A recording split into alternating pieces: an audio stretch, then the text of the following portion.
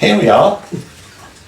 Very good afternoon. Thank you very much for inviting us to your palatial palace here. It's one of my sayings. Welcome. Mr. Paul Baynton and Laura Baynton joining us to have a chat about drag racing, which is what we like to do. Now, Paul, I guess we need to sort of start with you. And you sort of got involved with drag racing back in 1985, that sort of thing. And then you started playing around with your daily runabout, really? Yeah, I originally tinkered with cars right from the age of 16. So, and I was always sort of modifying them. And one of my early ones was a Mark 1 Capri, you know, which went the normal route with the jack-up kit and all that back in the 70s. Yeah. And then it wasn't until about 85 when I bought a Mark 2 Zodiac, and that had a 3.5 litre Rover V8 in it. And that sort of got me into the rodding and custom car scene. So my early days really were going around all the show circuit, Billing, Nebworth, the Nationals in Essex. So that was all the old Surrey Street? Yeah. I belonged to a club called the Mid Sussex Rodders. Oh, right, yeah. And I suppose it was then I got rid of that, bought a Ford Classic, which was a quick car. Was that a Consul? Yeah, Ford Consul Classic, which had a blown 3.5 Rover in it. Wow. And I went to the hot rod drags with that, and that sort of really got me into the racing then. And I sold that, bought a Mark II Cortina with a 302 V8 in it. Didn't really like the car. It was a compromise, you know. I got into a little bit of money difficulty with the Classic, so I just thought I need to get rid of that. Yeah. Bought the Cortina, and I ran that for about a year. Did it all up and ran it for about a year, and then, funnily enough, the guy with the Classic came back to me and he said, "Do you want to swap?" So I said, "Well, yeah," because I always liked the Classic, so I got it back. And then that sort of progressed me then into the rodding scene, because I'd always wanted to build a rod of some sort. So I decided on a 34 Ford. So And then, coupe, yeah? Yeah. So there was 34 corner Most with the of ones. those that were around at the time, if I remember rightly, they had the Rover engines in as well. Yeah. So I bought a chassis and body off 34 corner, and we put the blown Rover into that. So I sold the Classic to a mate of mine. He just wanted one with a stock Rover, so we just put a standard Rover in there, and he bought that off me. So then I spent 18 months building the 34, and again did a bit of the show circuit, but it was getting to the point where the spit and polish bit didn't really appeal to me so much. I was just getting a little bit bored with it, and I needed something else. So I decided to change the car a few years later into a Pro Street car, and then I got Ray Barrow involved, who used to race back in Pro ET many years ago with a Vega. And he back halved the car for me and put a cage in and narrowed 9-inch Ford. And then I got Dave Millen, who was a friend, so he built me a 355 small block to go in there, which was again basically for the road, but it still meant the 34 actually went 12.08, I think was our best time. And at that time I was sort of hanging around with Dave Day. He had a 32 Ford, I obviously had the 34 Ford, and he said, "Well, why don't you come racing?" So that's how I got into it. Decided to go into Super ET that it was then. That was in 95 and 96. Started winning then? Yeah, I got to a couple of finals. So didn't actually win an event, but I did get, I think it was two finals overall. Thoroughly enjoyed it. But then Laura was on the way, so I thought we'd better sell the car so I can buy a house. 1996. Yeah. Ah, what a year, vintage year. So the Classic had to go. The 34 had to go. So I sold it to a guy in Holland. Actually, he bought it off me. So Is it still out there now? Do you know? just disappeared. Don't know what happened to Really? it. I think somebody saw it that I knew. He saw it the next year at the French Nationals, and then no one ever saw it again. So yeah, a bit of a shame really, because it was a lovely car. And then in '97, Dave Millen rang me up. He said, "Are you still interested in He racing?" was hanging around well in the 80s, wasn't he? Yeah. And he said to me, "Are you still into the racing?" And I said, "Well, yeah, I'd like to." I said, "Obviously, we've got Laura and the house now." And so he said, "Well," he said, "I know of this Capri that's just come up for sale." So I went and had a look at it, and he said, "You're not going to get a lot for your money, but I think we ended up with the shell, back axle, rear wheels and front wheels." I bought it off Mick Payne, who obviously had the Coronet at that time, and he bought the Capri because he wanted the strange front struts and also the Mopar running gear that was in it. Mm-hmm. So I basically got a rather expensive, well, not that expensive in those times, but a wheelbarrow basically. Yeah. So that just ended up in my dad's garage, and it just sat there for a little while. And then Dave Millen got involved again, and without his help, I don't think I would have actually got the thing racing. I needed that little bit of help because obviously we didn't have much money then. No. And he did all the front suspension for me, and he did a lot of other modifications. And then Ray Barrow turned out to have a 327 short block sitting in his garage, so we went and bought that. Another short block. Yeah, and then Must be a little Lambton thing. yeah, and then Dave managed to find me some cylinder heads and a gearbox, and so the next thing, it took us 6 years building the car, but 2003 we brought the Capri out for its first sort of run. So, and it ran 12s then.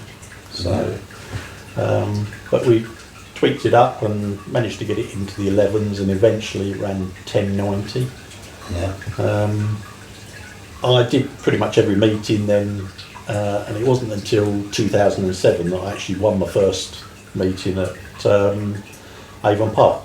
Okay. Yeah. The old shaky. Yeah, and that year I actually went on and then won the Pro ET Championship in 2007. So that was really nice to actually finally get my head around the car and the racing. So and then in 2008 I managed to repeat it.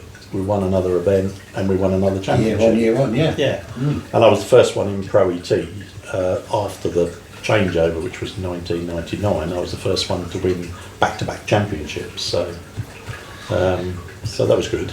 What were the fields like? And I can't remember. They were 35, 38. Yeah, back then they were probably more like 20, 25. But you had really good racers then as well. You had Rick and Carla. Yeah. You had Lee Huxley. Huxley's, and we had Steve and John with Tokyo Toy. Yeah. Bob Doyle was running in the class then. So there was a lot of good racers that have been at it for many Mulden, years. was he flying around in the world? Yeah, he was there. Because he's been racing probably 30 years Since as well now. With that car. So and then we took a break in 2009 because my mum died, and my dad didn't take it too well. So basically, I sort of was helping him through that. And then 2010 we came out with a new engine that I bought, which was the 383, and that sort of livened it up really, because then it became a sort of low 10-second car. The car is only tagged to 10 seconds, so we can't really go any quicker than that without spending a little bit more money on stuff, and we're happy with the 10 seconds. I mean, it's spending consistency. a bit more money. You've got the consistency That's there. it. However, people don't realise, if you knew, how much more funding we need to just make that, that much of a difference. It's mad, isn't it? Yeah. And the thing is, with a 10-second car, you only have to have it certified once. Yeah. Whereas if you go to 850, you have to pay, I think it's every 3 years, you have to have it recertified. So it's just a bit more money again, on top, so absolutely. so we're happy. And I also think, because it's quite an old car, because it was originally built in the 80s, I think it's got its limits. Yeah. I don't think I'd want to push that car quicker than, say, 950. And I'm sure, we'll talk to Laura in a minute, but I'm sure you'll be quite happy with that. Yeah, definitely. So, so obviously with that, you kept it there, and still happy with it. So, we had a fair bit of success. 2010, was probably actually one of my best years, and also probably one of my worst years, because we went to the first event with the new engine. Wasn't really hoping for much, but you just think you're going to do well, and we did the first qualifying run, and then the session got rained off. So we came back to the pits, and it was like, we found out we had an oil leak. So we actually couldn't compete the next day, so we didn't actually qualify. Right. So we left with no points. Well, 10 points I think it was for signing on. And then we went to the second meeting, we put a new sump on it and fixed all the leaks. And we went to the next meeting and we got to the final, but then that got rained off. Then we went to the main event and I won the event. And then we went to the Summer Nationals and I won the event. And I was really on a roll. And then we went to Stratford-upon-Avon again and did that meeting there, the last August bank holiday meeting. First run of the day, blew the engine up, dropped a valve, and that was us done for the year. Yeah. Rick and Carla very kindly offered me their spare engine that they had kicking around, but when you haven't got a lot of money, you just think, I really can't afford something to go wrong with somebody else's engine as well. No. So, as much as I really appreciated their offer, we just decided we couldn't take that. So and then we had a couple of years of trying to recover from obviously having an engine rebuild, and then, although the car was still competitive, we just kept finishing in the top 10, and didn't really get that close to winning it again until I think it was 2019 when I think we were about third or fourth.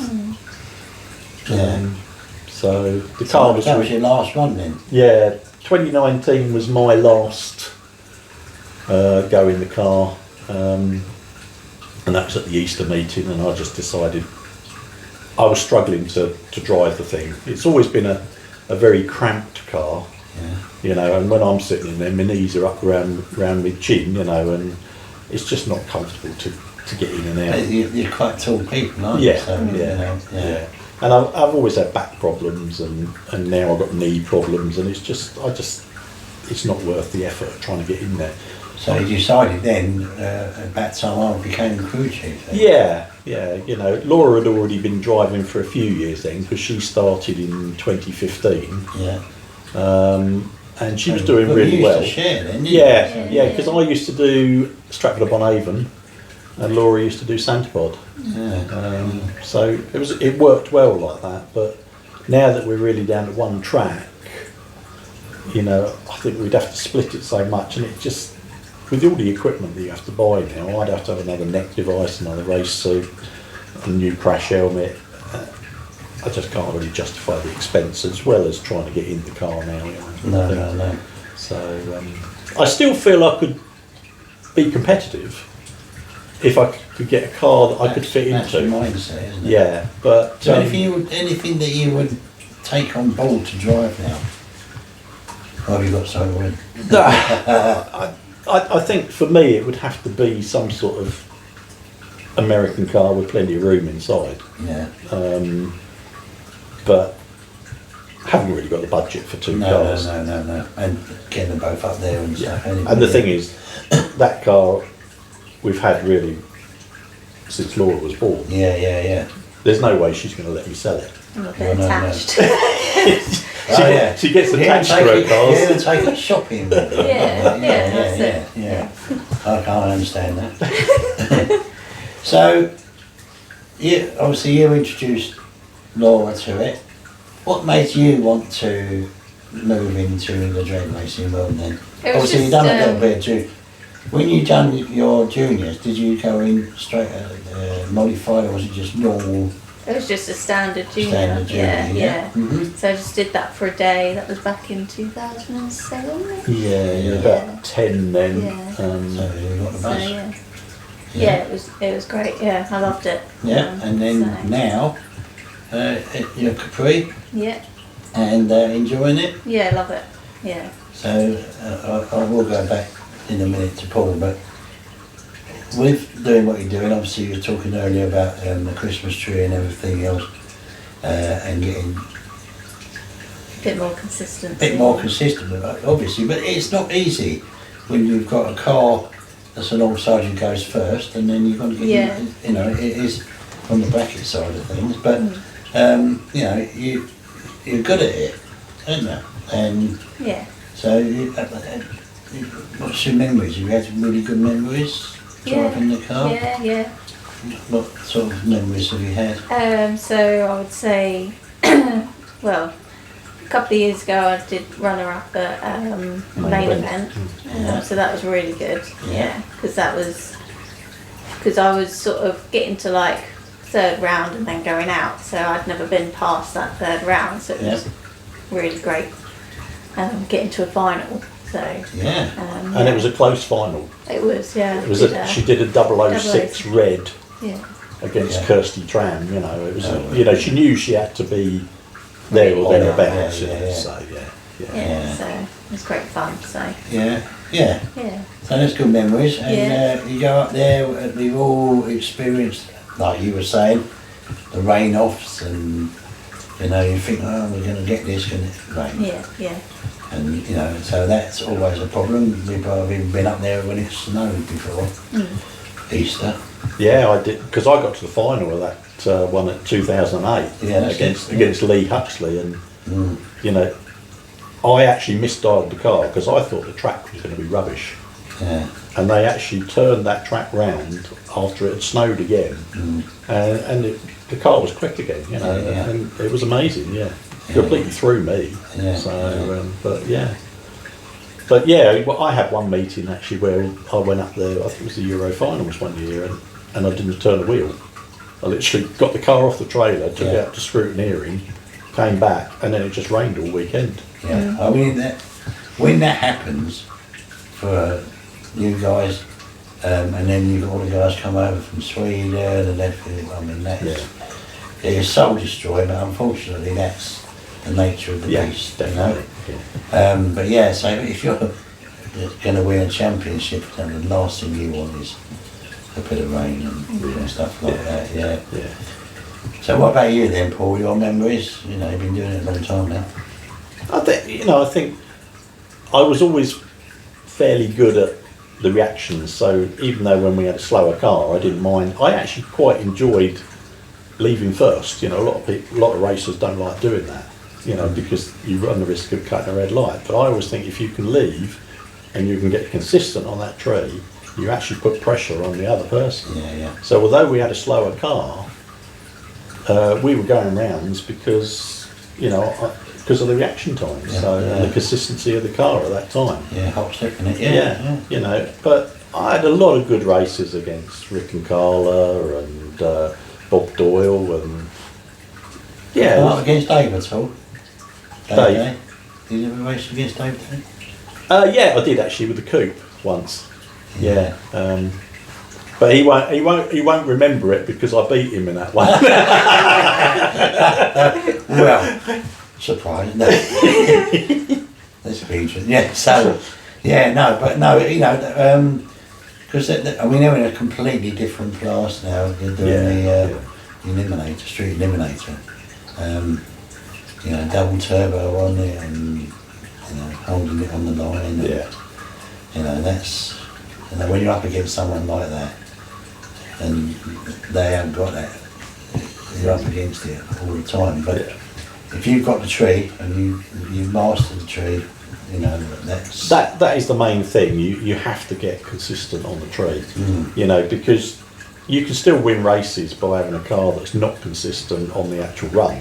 You just got to dial in conservative, you know, and then be able to race at the top I mean, end. that is something else. When you're dialing in the car, yeah, to a lot of people, they're thinking, what on earth is all this about? Yeah.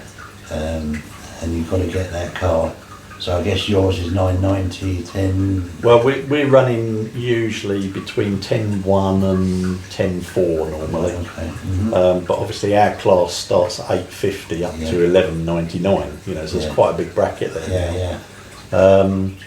But we found, we had an event last year, didn't we, where I think it was the main event. We went out and every single run we kept breaking out. And the thing is, we'd lower the time by about 200ths of a second, Yeah. and then we break out by another 200ths of a second. Yeah. You know, the car just kept going quicker and quicker.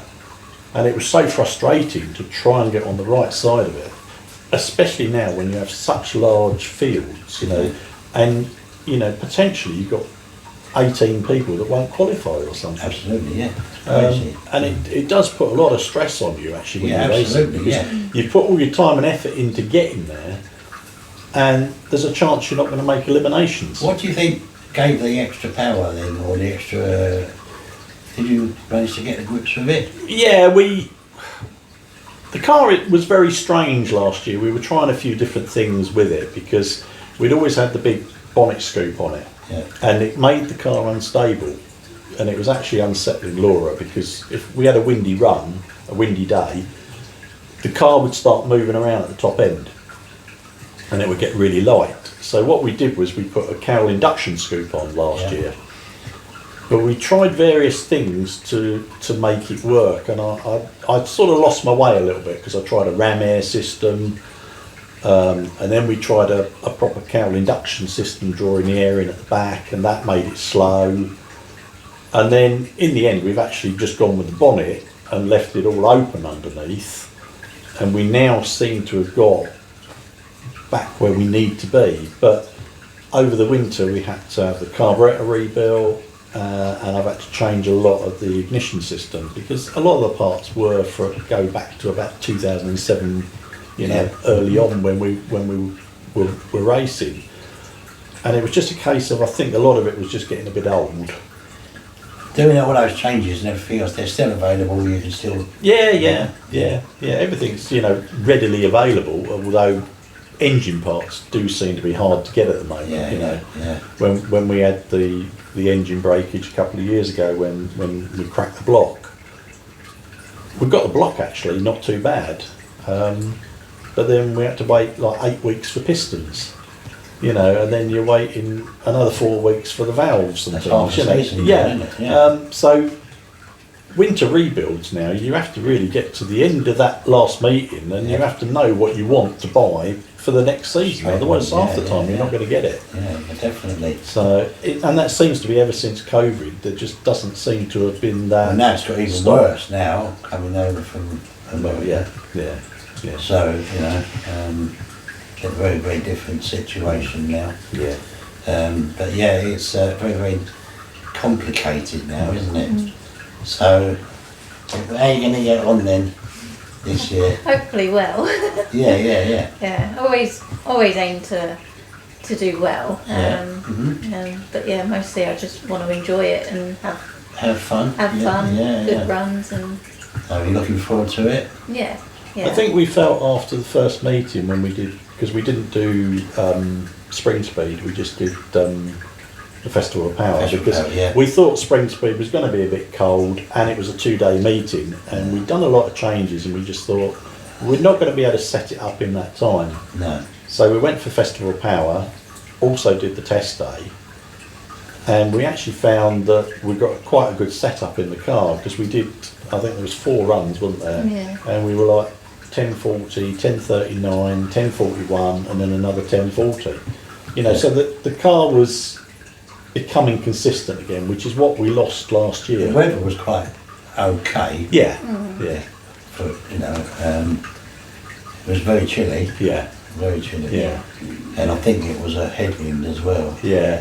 Yeah. And the thing is, when that's the thing, you've got to compensate for that change of air, but there's so many things to remember. You've got the quality of air, obviously if that drops right down, which it did for our first round of eliminations, I think it was like minus something, like minus 100 feet or something.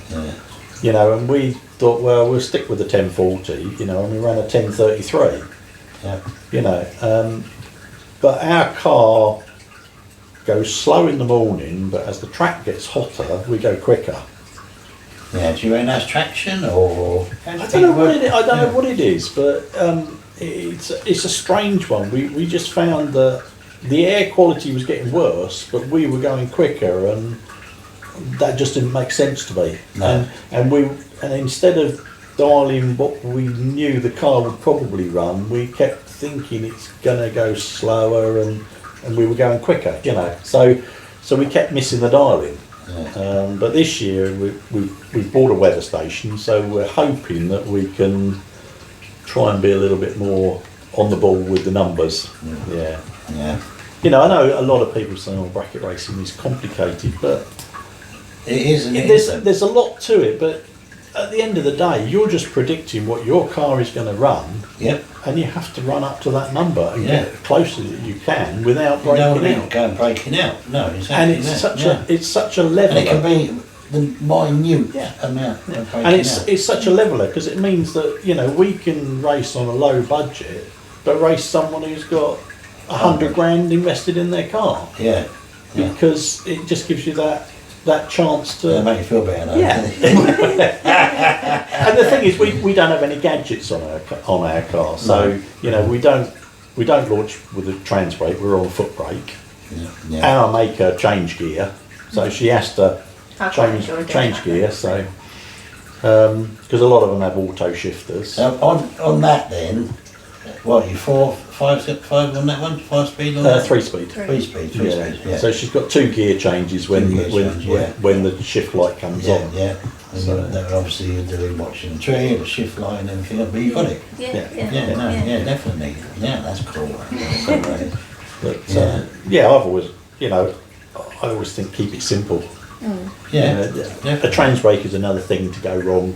I've seen my first ever race.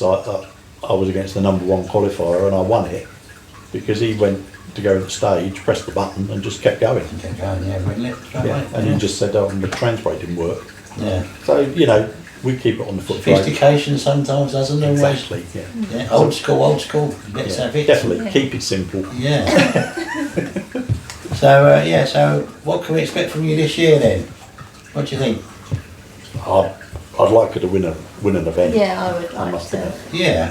It's long overdue, I think. Yeah, definitely.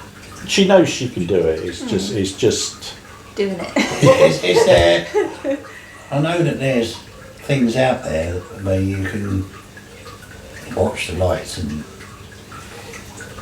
learn the lights and stuff. But we've got one of those little practice trees. Oh right, that's right. Yeah. And fiddle on that. And we've got one which comes with a foot pedal as well. Yeah. So you're not working it on the button. You're actually working it with your foot. Which is what we obviously do in the car. So, I think it's easier to do it in qualifying than it is because you do have that pressure when you're actually into eliminations. And it does affect you, no matter what you try. Absolutely, but it is what it is, isn't it? Yeah. And everyone gets on that line, they want to win, irrespective. And if the car's gone first in front of you, that can knock you somewhere. So definitely. Why not?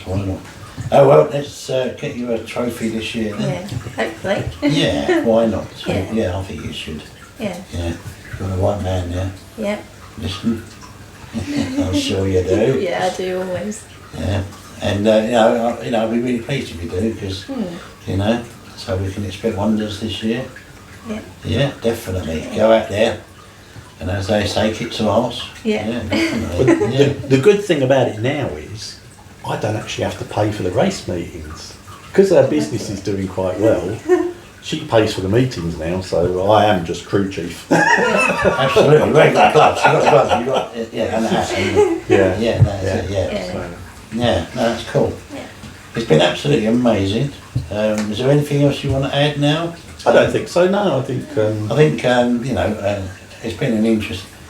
The fascinating thing is that a lot of us guys always remember the 80s coming through in them. I think mine was 85, 86 when I first went to the pro. Yeah. And they were good times then, Yeah. you know. You know, and now, obviously the 90s, and now it's a different ball game now. Yeah. Very, very, even more competitive now. But the helping out everyone and everyone helps each other out in the class you're Yeah. in, and Yeah. that makes a lot of difference as well. Yeah, that's it. I've always found that certainly with Pro ET, because, well, we've always been in Pro ET, but, you know, normally if someone breaks or has a problem, then usually someone's got a part there that they can help you out with. Yeah. You know, and they will. They'd rather race you on the track than to see you going on the trailer, you know, broke. Going home broke, yeah, definitely, But- yeah. But, you know, we find that because we've now got a smaller camper van, we can't take as much stuff as we used to take, you know, so we have to limit what parts So we less carry. shoes now then.